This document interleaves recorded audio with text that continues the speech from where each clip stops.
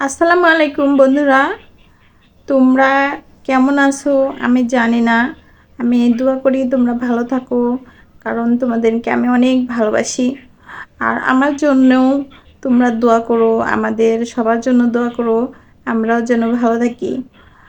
বন্ধুরা জানো না, যে সময় ভূমিকম্প হচ্ছিল, আমি আমাদের হাইকমান্ডে বসে বাথরুম করতেছিলাম।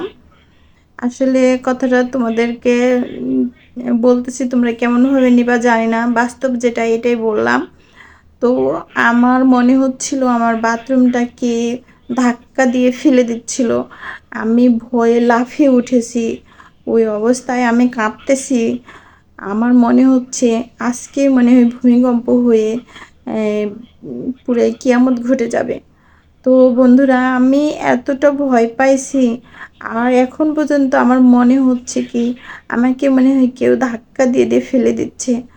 তো আমি এর জন্য কোনো ভিডিও করি নাই, আর নামাজ পড়ে পড়ে আল্লাহর কাছে দোয়া করেছি যে আল্লাহ তুমি আমাদের দেশটাকে ভালো রাখো, আমাদের বাংলাদেশকে তুমি বাঁচাও, আমাদেরকে বাঁচাও, আমাদের হায়াত বৃদ্ধি করে দাও।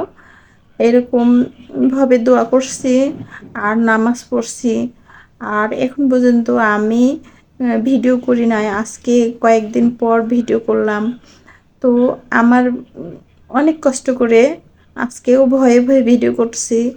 আর এই ভিডিওগুলোতে তোমরা অবশ্যই একটু লাইক দিও, কমেন্ট করো অ্যান্ড শেয়ার করো।